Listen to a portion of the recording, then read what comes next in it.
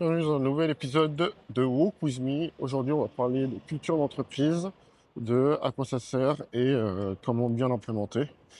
Avant toute chose, je me présente, je suis Alex, fondateur de Better People. On accompagne les entreprises dans leur stratégie IA au quotidien et je fais des vidéos sur YouTube tous les jours de la semaine. Donc, la culture d'entreprise, à quoi ça sert, pourquoi il faut en faire une et pourquoi ça peut beaucoup vous aider dans votre aventure entrepreneuriale. Une culture d'entreprise, ce sont les valeurs que partagent toutes les personnes de votre entreprise et ces valeurs vont permettre de gagner en efficacité, en cohésion, en cohérence et en autonomie pour toutes les personnes qui vont entrer dans l'entreprise.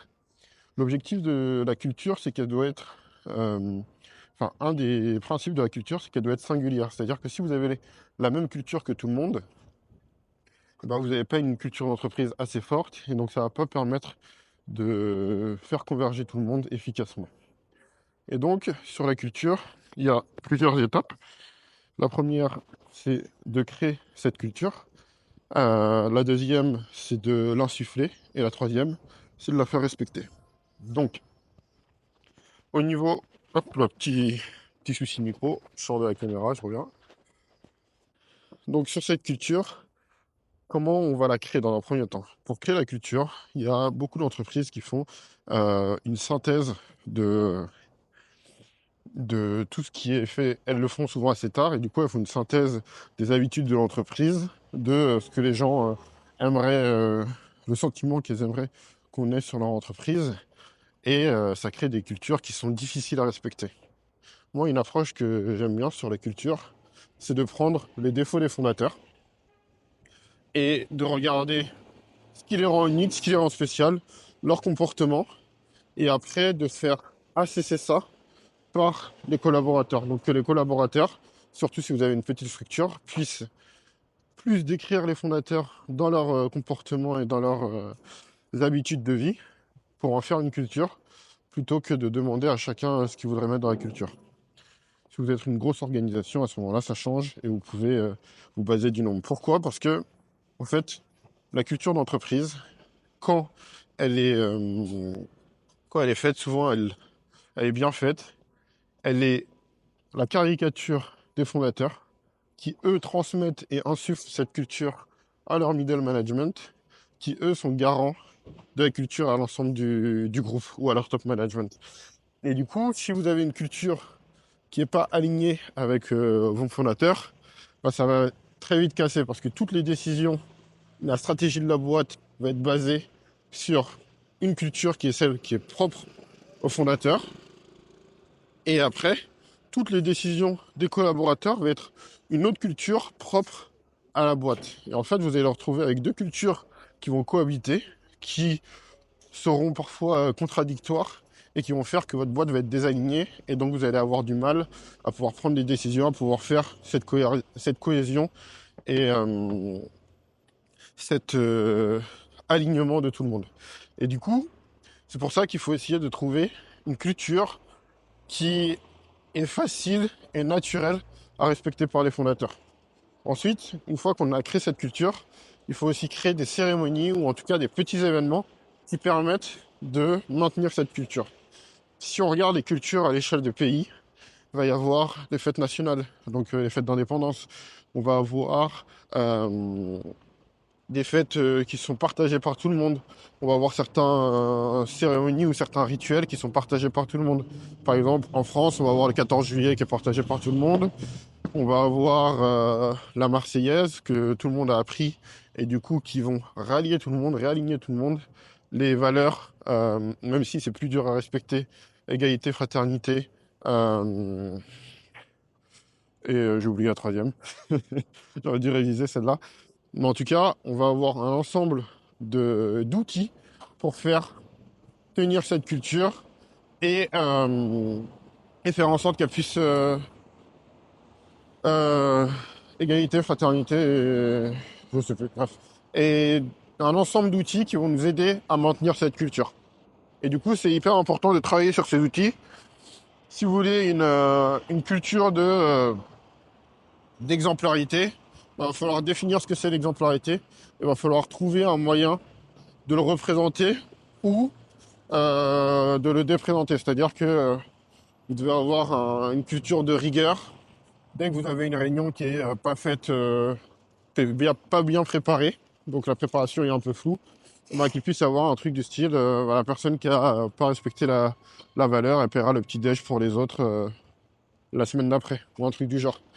Et ça, c'est contre-mesure, ça va vous permettre d'insuffler une culture, non pas par juste les mots que vous allez mettre, mais par les actions et les actes qui vont en découler. Ça, c'est le premier truc. Ensuite, une fois que vous avez défini la culture et ses cérémonies, comment vous allez l'insuffler à votre top management et à tous vos collaborateurs. Si vous êtes en direct avec le collaborateur, c'est vous qui faites le rôle de founder et de top management. Donc c'est à vous de l'insuffler. Pour ça, il faut déjà recruter des gens qui sont en adéquation avec la culture d'entreprise. Si vous avez des personnes qui sont plus en adéquation avec la culture d'entreprise, eh ben, il faudra voir comment vous pouvez les remettre en adéquation ou s'en séparer parce que ça va être des gens qui vont être désalignés par rapport à la proposition que vous allez faire et par rapport aux décisions de l'entreprise. Et donc ça ne va pas coller sur le long terme. Autant couper court assez tôt et pas s'embourber dans quelque chose qui aura des difficultés. Donc la première partie, c'est recruter des gens qui sont avec la culture. Ensuite, il faut pouvoir expliciter et rappeler la culture sans arrêt. C'est-à-dire que c'est quelque chose qu'il faut rabâcher, rabâcher, rabâcher. La Marseillaise, elle est apprise par les enfants à l'école. Elle est répétée dans les matchs et dans les grandes occasions. Les grandes valeurs de la République sont réécrites sur les écoles en permanence. Liberté, voilà, c'est ça, liberté, égalité, fraternité. Sont écrites sur les écoles en permanence et sont rappelées à chaque instant. Et en fait, le fait de rappeler à chaque instant, c'est ce qui va permettre à votre culture d'être connue, d'être diffusée et de rentrer presque comme un réflexe pour vos collaborateurs.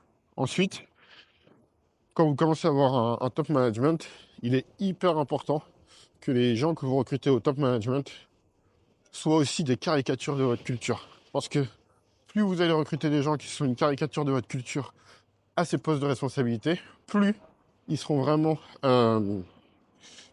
imbibés de la culture et ils pourront la transmettre avec leurs actes. Ce qui est vraiment important, c'est que la culture, c'est pas juste des mots sur un mur. Il faut que tout le comportement et surtout de la direction et des niveaux de... Plus on est haut dans les échelles, dans l'échelon de direction, plus on doit être à cheval dessus. On doit être exemplaire sur cette culture pour qu'elle puisse s'infuser et se diffuser derrière. Et ensuite, comment faire respecter sa culture? Ben, c'est avec ces cérémonies, avec ces contre-mesures de culture qu'il faut pouvoir travailler et qu'il faut pouvoir sanctionner ou en tout cas rappeler à l'ordre si jamais il y a des écarts par rapport à la culture. Il faut bien avoir à l'esprit que la culture, c'est quelque chose qui est censé aider le processus de décision.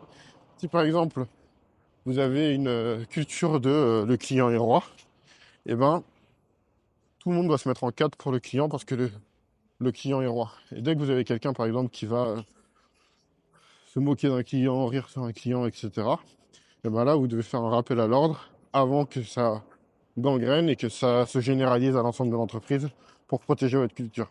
C'est tellement dur de créer une culture, de la diffuser au début, que dès que vous avez des écarts par rapport à cette culture, il faut être extrêmement ferme, voire un peu rigide, pour justement faire en sorte qu'elle puisse perdurer dans le temps et qu'elle puisse permettre après à tout le monde d'être aligné. Et en fait, une fois que vous avez une culture où les nouveaux employés sont capables de... les nouveaux employés qui sont là depuis pas très longtemps sont capables de faire ces rappels à l'ordre si jamais il y a quelqu'un qui dévie de la culture sur un instant, c'est que vous avez une culture suffisamment forte pour qu'elle soit autonome et qu'elle sera pérenne dans le temps.